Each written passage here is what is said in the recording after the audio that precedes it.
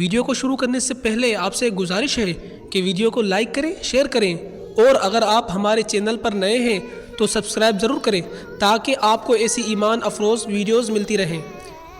کیا آپ نے کبھی محسوس کیا ہے کہ اللہ تعالیٰ آپ کی زندگی میں بہتری لانا چاہتا ہے؟ کیا آپ جانتے ہیں کہ اس کی کچھ خاص نشانیاں ہوتی ہیں؟